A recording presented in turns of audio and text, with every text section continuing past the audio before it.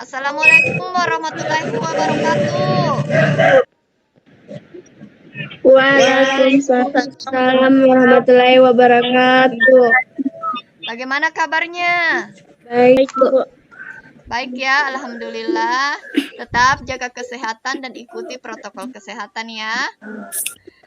Ingat, sebelum kita memulai pembelajaran, marilah kita terlebih dahulu berdoa. Berdoa, mulai. Nah, ingat absen untuk hari ini ya, anak-anak, ada di Google Classroom. Belajar tentang menulis teks eksposisi. Tujuan pembelajarannya adalah yang pertama, kalian bisa menentukan langkah-langkah dalam penyajian teks eksposisi dengan benar. Yang kedua, kalian bisa mendesain kerangka teks eksposisi berdasarkan struktur, kaidah bahasa, dan ciri kebahasaannya, serta pola kebahasaan yang benar. Yang ketiga, kalian mampu mengembangkan kerangka yang telah disusun menjadi sebuah teks eksposisi. Karena kalian sudah pelajari yang lalu strukturnya teks eksposisi, sekarang kita akan mencoba menuliskan. Silakan kalian amati dulu. Cara menyusun atau membuat teks eksposisi yang baik, ada beberapa cara yang harus kalian ketahui dan pahami. Perhatikan. Yang pertama, menentukan tema.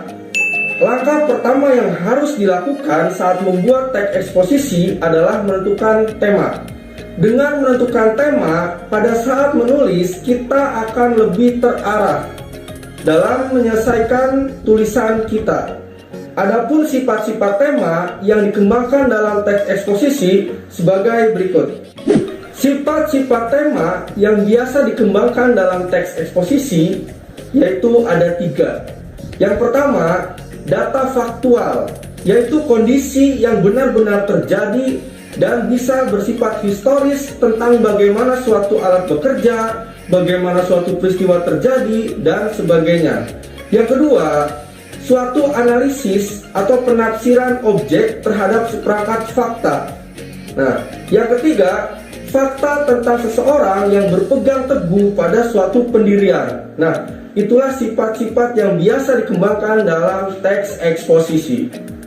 Selanjutnya, setelah menentukan tema, tahap atau langkah yang kedua dalam menyusun atau membuat teks eksposisi yaitu menentukan tujuan.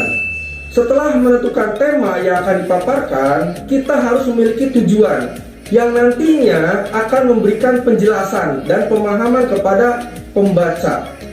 Nah, itulah tahap yang kedua atau langkah-langkah yang kedua. Langkah yang ketiga yaitu memilih data yang sesuai dengan tema. Setelah menentukan tema dan tujuan penulisan, langkah selanjutnya yang harus dilakukan adalah mengumpulkan data atau bahan yang diperlukan dalam penulisan teks eksposisi tersebut. Bahan dapat diperoleh dari buku, majalah, pencarian internet, surat kabar, maupun wawancara langsung. Selanjutnya yang keempat, yaitu membuat kerangka karangan. Sebelum mulai menyusun karangan eksposisi, hal yang perlu disusun terlebih dahulu adalah membuat kerangkanya secara lengkap dan sistematis. Dengan adanya kerangka karangan, memudahkan kamu dalam mengembangkan pembahasan sesuai dengan batasan-batasan kerangka karangan yang sudah dibuat. Selanjutnya, langkah atau cara yang kelima yaitu pembahasan berdasarkan kerangka karangan.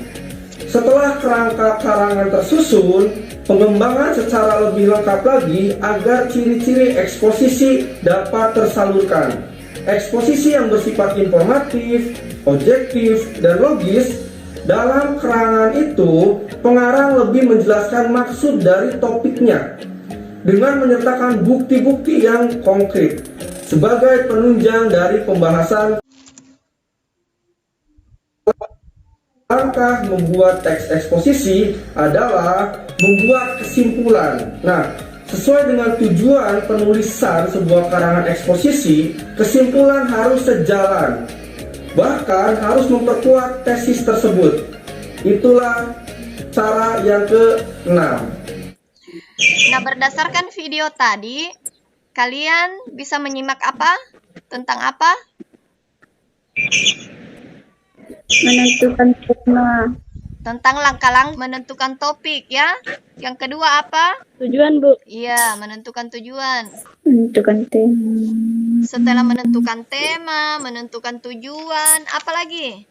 Ya, membuat kerangka tulisan sih, memberikan unsur ajakan, memberikan kata-kata teknis ya, memberikan Iya, Bu. fakta-fakta yang mendukung. Dan yang terakhir langkahnya apa? Menyimpulkan. Iya, yang terakhir langkahnya adalah memberikan kesimpulan. Semua tahu kan bagaimana memberikan kesimpulan? Kalau memberikan kesimpulan itu ada kata-kata jadi, marilah, maka, oleh karena itu kalian simak video berikut ini tentang bahaya game online. Ibu akan kasih tugas proyek untuk menulis teks eksposisi. Temanya sesuai dengan video, mana bagian tesis, yang mana bagian argumen, yang mana bagian penegasan ulang sesuai di LKPD 3.5 ya. Silakan saksikan. Masa ini justru asik bermain game hingga jari jemari tak hentinya mengontrol permainan. Tapi, tahukah Anda, Badan Kesehatan Dunia WHO telah menetapkan kecanduan game online sebagai penyakit. Gangguan adiksi perilaku ini ada dua, yaitu gambling disorder atau gangguan berjudi, dan yang kedua adalah gaming disorder atau gangguan bermain games. Mereka, WHO ini menetapkan klasifikasi terdiri dari beberapa kriteria untuk dikatakan sebagai gangguan bermain games. WHO menambahkan kecanduan game online ini ke dalam versi baru International Statistical Classification of Diseases atau IDC yang merupakan sistem berisikan daftar penyakit berikut gejala, tanda, dan penyebab. WHO menetapkan klasifikasi yang terdiri dari 3 kriteria untuk dikatakan sebagai gangguan bermain game terjadi atau terlihat selama 1 tahun sebelum diagnosis dibuat. Hal serupa juga terjadi di Cina. Seorang remaja yang tidak disebutkan namanya mendadak mengalami kelumpuhan setelah bermain game lebih 20 jam non-stop. Rustam, remaja Rusia berusia 17 tahun, tewas setelah bermain game online selama 22 hari tanpa henti. Ya, itulah tadi video mengenai bahaya dari game online. Nah, di dalam video tadi ada rangkaian argumen atau pendapat, ada fakta yang diberikan, dan kita bisa membuat kesimpulan serta merangkainya menjadi teks eksposisi. Eksposisi berdasarkan topik atau tema tadi ya di video tadi. Sebelum kita membuat proyek, Ibu akan bagi kelompok dulu. Jadwalnya kapan? Jadwalnya sebentar ya, Ibu kasih waktu sebentar, jam 2, tempatnya di rumah Ibu Tuti. Silakan kalian kerja kelompok di situ. Dan setelah kerja kelompok, tulisannya jadi, silakan difoto, lalu kirim ke WA grup, Ibu akan periksa. Termasuk dalam salah satu jenis penyakit termasuk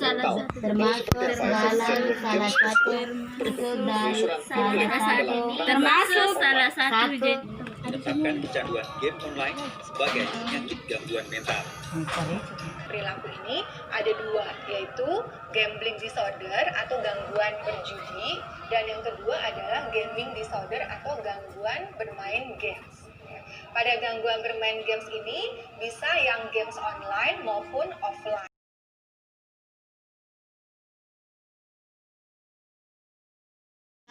Sebelum menutup pembelajaran, siapa yang mau memberikan kesimpulan dari pelajaran hari ini? Doa dulu ya. Berdoa dimulai. Berdoa selesai. Assalamualaikum warahmatullahi wabarakatuh. Waalaikumsalam warahmatullahi wabarakatuh.